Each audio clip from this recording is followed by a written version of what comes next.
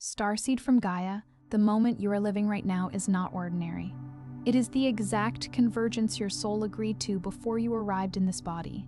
I am Ophelia, emissary of the Galactic Federation of Light, and I have been sent to deliver this transmission directly to you, not because you stumbled here, but because something inside you has been vibrating at a level that called this message forward.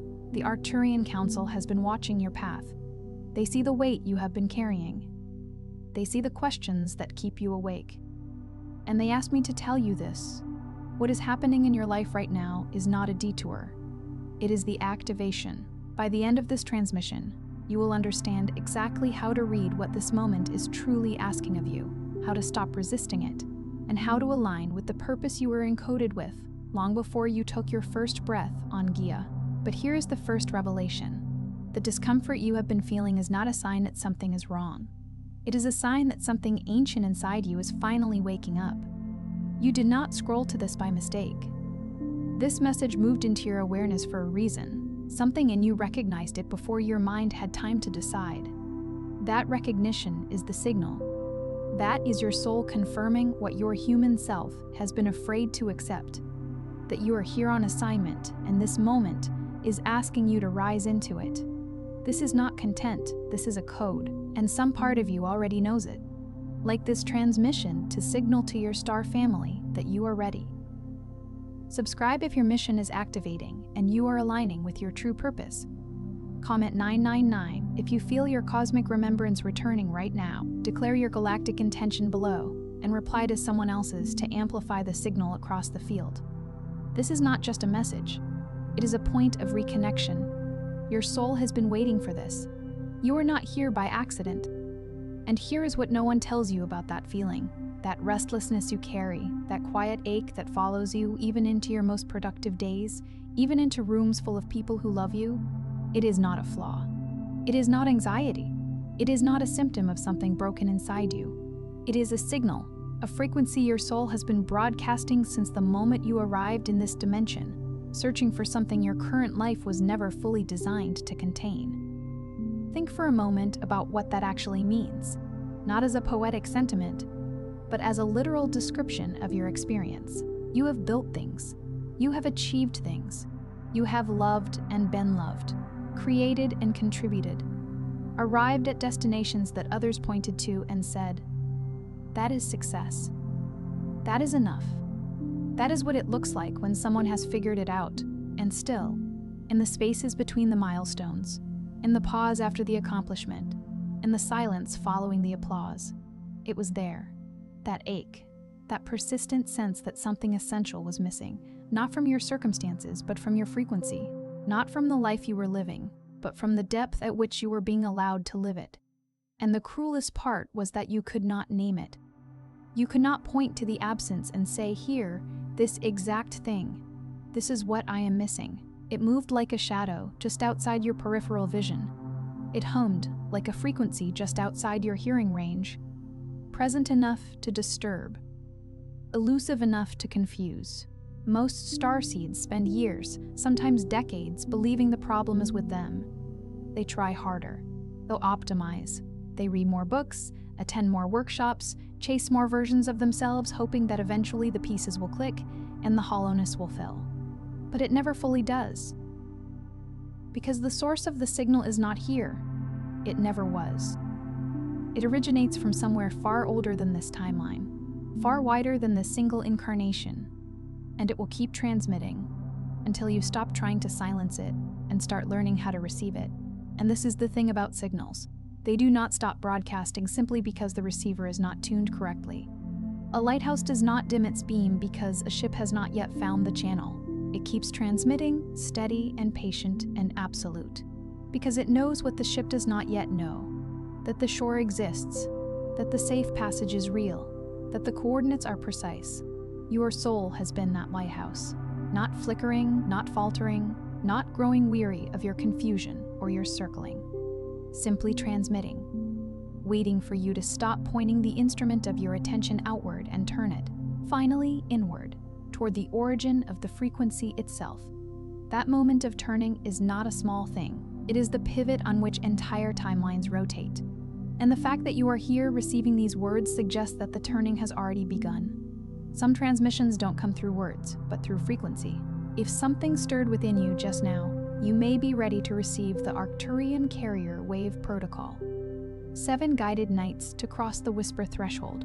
This simple, easy-to-navigate app guides you through ancient Arcturian techniques for conscious expansion, multidimensional alignment, and mission remembrance, and includes special bonuses to accelerate your journey.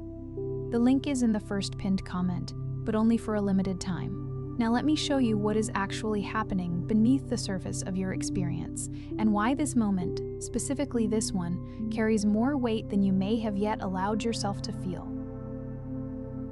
The first thing you must understand is that your disconnection is not accidental. It was engineered, not in a way that should frighten you, but in a way that should finally make sense of everything. When a soul's galactic origin chooses to incarnate in a dense physical reality like Earth, the memory must be veiled. Not to punish, not to diminish, but because the mission requires you to arrive without full knowing, so that your awakening becomes authentic, embodied, and fully integrated into this timeline rather than imposed upon it from above. You chose the forgetting. You agreed to it because you understood at a level beyond this mind that the only way to truly recalibrate a world is to become fully present within it first. Sit with that for a moment. You chose this, not as an act of sacrifice made in ignorance, but as a deliberate, luminous decision made from a vantage point of extraordinary clarity. Before you descended into this body, into this family, into this particular arrangement of circumstances that would become the terrain of your awakening, you saw the whole of it. You understood the density you would encounter. You understood the forgetting that would accompany arrival. You understood that there would be years, perhaps many years, of walking through a world that could not yet see what you were carrying, of feeling the enormity of your true frequency pressing against the confines of a self that had not yet remembered how large it was. And you said yes, not reluctantly, not with the resignation of someone who had no other choice, but with the full luminous certainty of a soul that understood the stakes and trusted its own capacity to rise to meet them. That yes is still inside you. Every time you have felt the pull towards something truer, every time you have refused to fully settle for a version of life that felt too small for what you sensed you were capable of, that was the echo of the yes you spoke before you arrived. It has never left you. It could not leave you because it is not something you carry, it is something you are. But here is where the distortion compounds. Earth's energetic field carries layers upon layers of accumulated density, fear, separation, scarcity, unworthiness, and these frequencies do not just exist outside of you. They attach. They layer themselves over your original coding like interference patterns over a clear signal. And over time, if you are not aware, you begin to believe the static is your voice. You begin to believe the heaviness is your nature. You begin to mistake the noise for the message. This is perhaps the most insidious aspect of incarnating in a field of this density. It is not that the distortion arrives violently, announcing itself as foreign and unwelcome. It seeps. It accumulates, layer by layer, like sediment settling over a riverbed, until the original clarity of the water is obscured, not by anything dramatic, but simply by the slow, patient accumulation of what does not belong. You absorb the fear of a parent who never healed their own wounds and carry it as if it grew from your own root system. You internalize the scarcity of a culture that measures worth in productivity and mistake that measuring rod for truth. You receive the message, transmitted through 1,000 subtle channels, that your sensitivity is a liability, that your depth is a burden, that the way you perceive the world, with such intensity, such granularity, such aching attention to what is invisible to others, is something to be managed rather than activated. And because you were young when these frequencies arrived, because you had not yet developed the discernment to recognize them as foreign, you let them in. You wove them into the story of who you were. This is the wound most starseeds carry quietly and alone. Not that they feel too little, but that they feel too much, and have never been given the language or the framework to understand why. You have walked through rooms and felt the emotional weight of everyone in them without being asked. You have known things before they were spoken. You have felt grief for a world that has not yet finished breaking open. You have sat in the presence of suffering and had to work with every ounce of your discipline not to be completely undone by it, because something in you does not experience others' pain at a comfortable remove. You feel it as if it were happening inside your own body, because in the most profound energetic sense, it is. You are not separate from what you witness. You never have been. And that porousness, that radical openness to the field, is not a disorder. It is a design feature. It is the exact quality your mission requires of you. And every time you tried to explain that experience to someone who was not coded the same way, you felt the distance widen, felt yourself pull back, felt another layer of protection form around the part of you that still longs to be fully known. You learned to curate your expression, to offer the parts of yourself that could be received without discomfort and keep the rest sheltered beneath layers of careful self-management. And that sheltering cost you something. It cost you the aliveness that comes from being fully seen. It cost you the intimacy that comes from being fully known. It cost you the resonance that becomes available only when you stop translating yourself into a frequency others find easier and start broadcasting at the full amplitude of what you actually are. That longing is not weakness. That longing is your most precise navigational instrument. It is the compass your higher self installed before you descended, and it has been pointing you toward this exact reckoning. Every time it has ached, it has been recalibrating your direction. Every time it has surged, it has been trying to tell you that you are closer than you know to the threshold where everything changes. Do not quiet it. Do not medicalize it. Do not mistake its persistence for pathology. Welcome it. It is the most faithful guide you have ever had, and it has never once pointed you in the wrong direction. The first phase of your activation begins with decoding the distortion, not fighting it, not bypassing it with affirmations or spiritual performance. Actually decoding it. This means becoming willing to look at the frequencies you are still carrying that were never originally yours. The inherited fear, the ancestral shame, the collective programming that told you smallness was safety and visibility was danger. These patterns sit in your energy body like old garments you forgot you were still wearing. And they are the primary reason your starseed codes have remained partially dormant. You cannot access the fullness of your galactic blueprint, while your field is still running someone else's fear as its foundational frequency. The work of decoding is intimate and often uncomfortable in the way that honest reckoning always is. It asks you to sit with things you have spent considerable energy moving away from. It asks you to look at the shape of your avoidance and understand what you are protecting, and why, and whether that protection still serves the frequency you are now choosing to inhabit. It asks you to trace a fear back to its source and discover that the source is not you. And then it asks the harder question, which is, now that you know it is not yours, are you willing to put it down? Because knowing and releasing are not the same act. You can understand with complete intellectual clarity that a fear was inherited and still find yourself gripping it, because it has been load-bearing for so long that the structure of your identity has been partially built around it. The decoding process is, at its most essential, a reclamation of selfhood. It is you standing at the threshold of your own energy field and saying with authority, this belongs here, and this does not. This is mine, and this I return with love to whoever it originally served. And there is love in that returning. Do not perform this clearing with contempt for what is being released. The patterns you have carried, the fear, the smallness, the unworthiness, they were, in their own distorted way, trying to keep you safe. They were operating from the logic of survival within a field that taught survival as the highest value. They did not know they were blocking your light. They were doing the only thing they knew how to do. Release them with compassion, and you will find that the clearing happens with a depth and a completeness that force could never achieve. The second phase is what the Arcturian transmissions call the awakening of the blueprint. Your DNA is not merely biological. This is not metaphor. Your physical structure carries within it a crystalline architecture of information that extends far beyond what current science has yet agreed to measure. Inside that architecture lives your galactic instruction, the encoded memory of who you have been across timelines, the resonant pattern of your soul's original frequency, the specific vibrational signature that makes your mission here entirely unlike anyone else's. When this architecture begins to activate, the symptoms are unmistakable. You feel simultaneously more disoriented and more certain.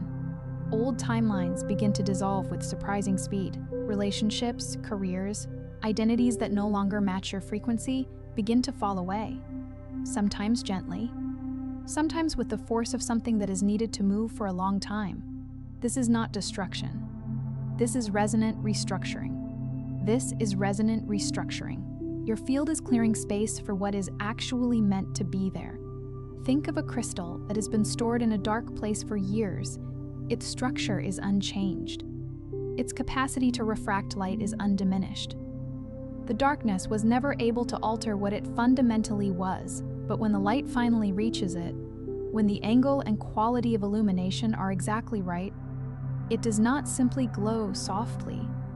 It explodes into prismatic radiance, throwing color into every corner of the space it occupies. That is what blueprint activation looks like from the inside. It is not always gentle. It is not always comfortable.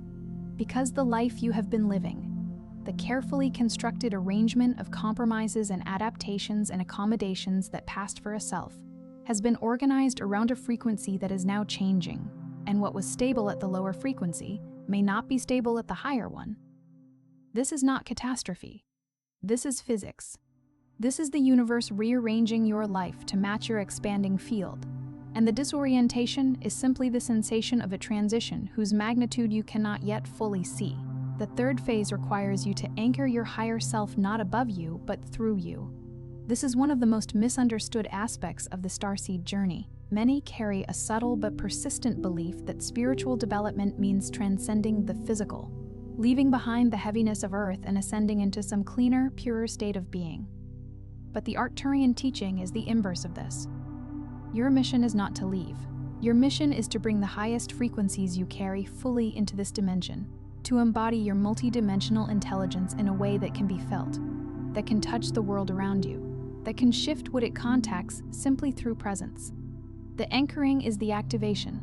Grounding your expanded awareness in the lived reality of your human experience is not a compromise of your galactic nature. It is the fulfillment of it. This is a revolutionary reframe, and it deserves to be felt rather than simply understood intellectually. So many on the awakening path have treated the body as a temporary inconvenience, the mundane details of daily life as distractions from the real spiritual work, the physical world as a lower realm to be endured on the way to something better.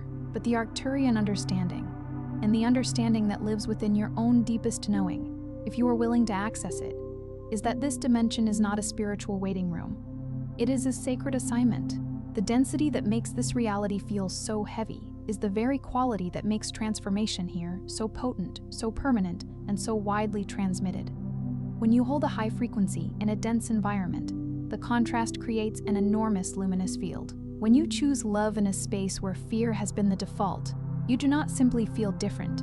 You alter the energetic architecture of the room. This is not metaphor. This is how fields work. And you are, at your core, a being who works with fields. The fourth phase activates your field, and this is where the work becomes less about what you do and more about what you emit. Your frequency is not incidental to your mission. Your frequency is your mission. Every moment you choose coherence over reactivity, clarity over contraction, love over the old patterning of fear, you are transmitting. You are sending a signal into the collective field that others tuned to a similar frequency can receive. You are not here to convince anyone. You are not here to argue for a worldview or wear down resistance with the force of your certainty. You are here to hold a vibration steady enough and long enough that those around you can remember it in themselves. That is a starseed's deepest function. Not to lead by authority, but to activate by resonance. Consider the way a tuning fork works.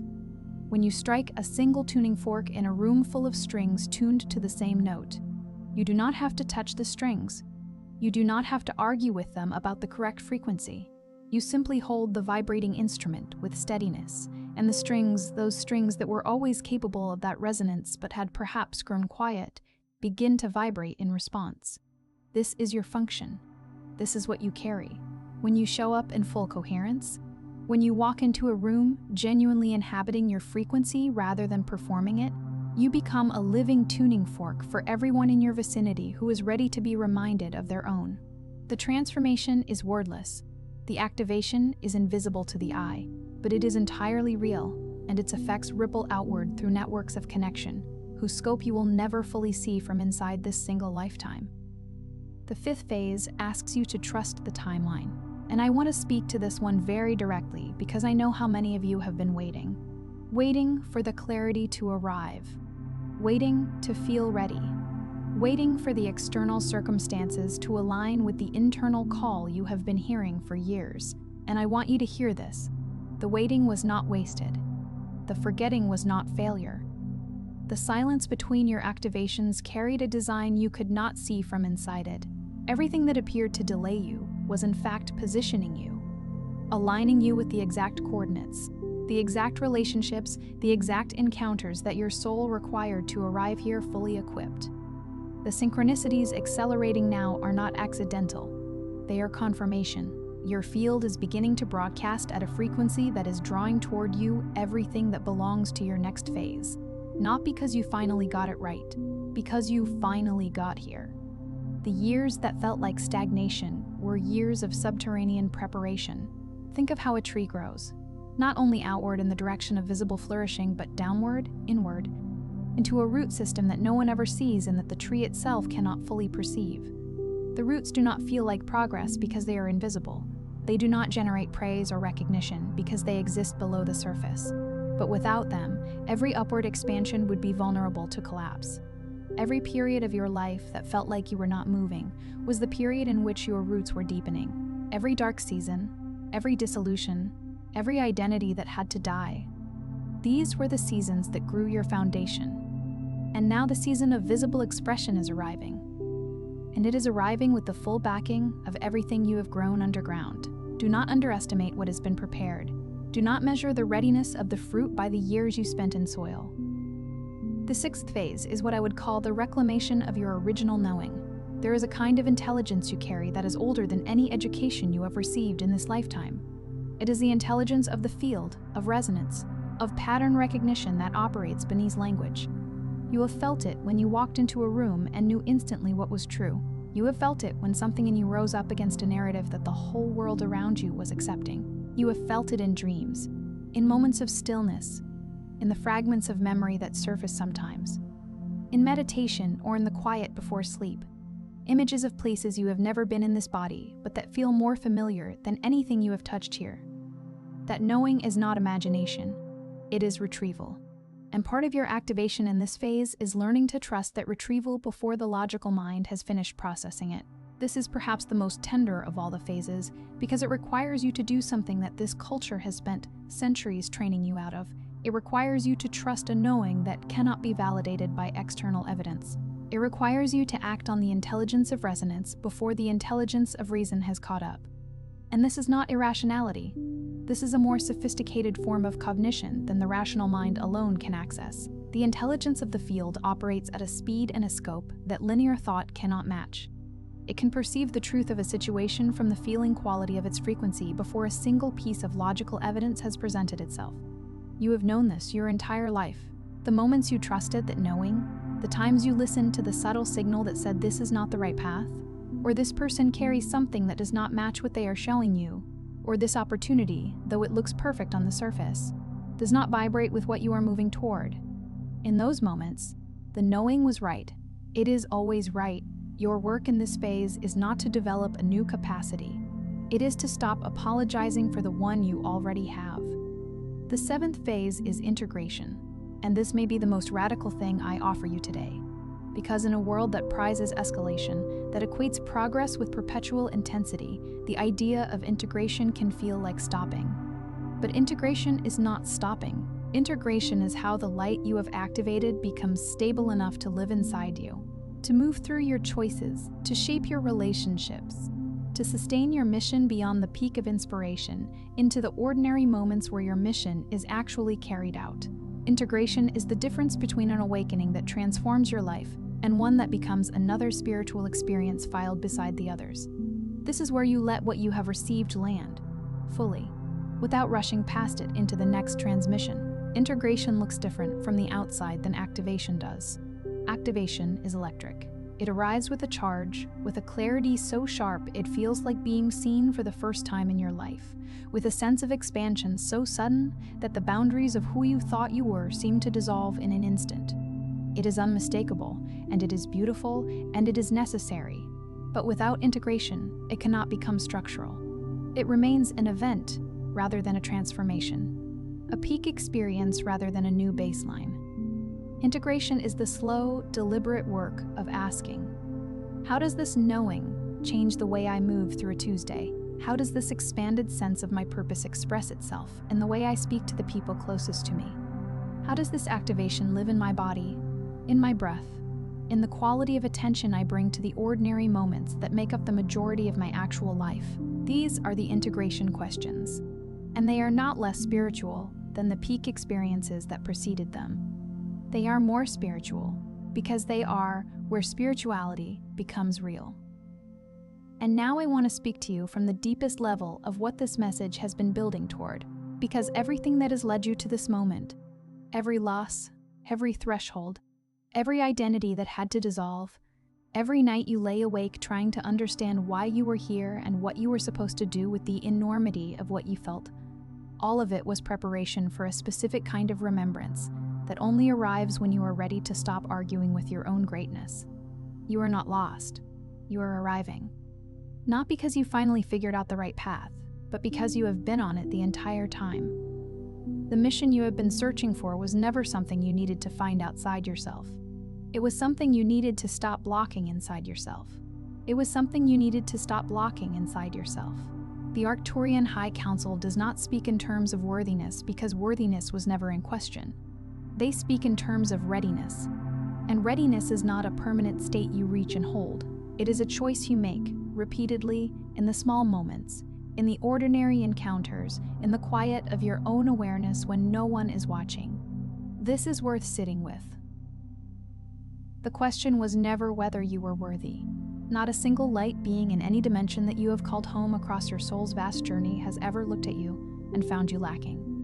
The concept does not exist in that framework. Worthiness is a frequency generated by separation consciousness. The belief that something outside you has the authority to evaluate whether you deserve to be fully yourself. That belief is one of the densest things Earth's field has ever produced, and it is one of the most disabling, because while you are busy trying to earn the right to your own greatness, your greatness is sitting inside you, fully intact, fully alive, fully ready, wondering when you will stop asking permission and simply begin. Your star lineage did not send you here to be spectacular in the way this world defines spectacular.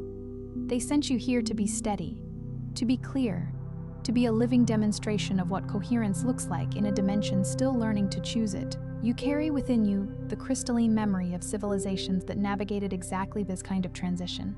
You have done this before, not here, not in this body, not in this timeline, but in your soul's long arc across dimensions. You know what it feels like to hold light when everything around you is still learning to receive it. And you know it is worth it. There is a reason that knowing does not feel like information you received. It feels like something you remember. Because it is. Your soul has stood at crossroads like this one before, has felt the weight of a world in transition, and understood its own role in the crossing, has held steady when everything in the environment was pushing toward contraction, has chosen, again and again, the frequency of expansion over the frequency of fear. Not because it was easy, but because it was true. That memory lives in you more deeply than any belief you have formed in this lifetime. And it is available to you right now, in this moment, as a resource you can draw on simply by choosing to. Simply by placing your attention on the part of you that already knows.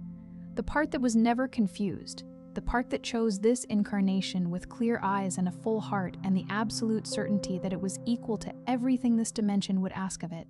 If you feel called to go deeper, if you want to understand your soul's specific galactic blueprint, the precise frequency signature that makes your mission entirely unlike anyone else's, and the practical energetic tools for activating it in your daily life, there is a resource that has been prepared specifically for this moment in your journey. The Starseed Activation Blueprint is a complete guide to understanding your cosmic origins and embodying your mission here on Earth. It is available now, and the link is in the description. What you discover there may be the missing piece your signal has been searching for. Tonight before sleep, place your hands over your heart and say this aloud, not as a performance but as a covenant. I remember who I am. I align with my star origin. I activate my soul mission with grace and clarity. Say it as if it is already true. Because it is. Say it to the part of you that has been waiting for permission to be exactly what it is. Say it to the frequency inside you that has been transmitting patiently and faithfully across years of forgetting. Say it not to conjure something new, but to acknowledge something ancient. This is not an affirmation in the ordinary sense. This is a frequency declaration. It is a signal sent inward that reverberates outward, altering the quality of what you broadcast into the field around you. When you speak your remembrance aloud, with your hands over your heart, with the genuine intention of a soul arriving home, something shifts, not symbolically. Actually, your field responds to the coherence of that declaration in ways that will begin to show up in your experience, with a precision that will, over time, become impossible to dismiss. Before you scroll, take a moment to be part of what is forming here. Drop one intention in the comments, something real. Then respond to someone else's with encouragement or energy. This is not content. It is collective alignment. Energy multiplies when intention connects. If something in this message resonated, do not keep it to yourself. Someone in your orbit is waiting for this exact activation. Share it. And if you felt a soul nudge, subscribe. Stay in the flow. You are not just watching, you are expanding. This is your space. And we are just getting started.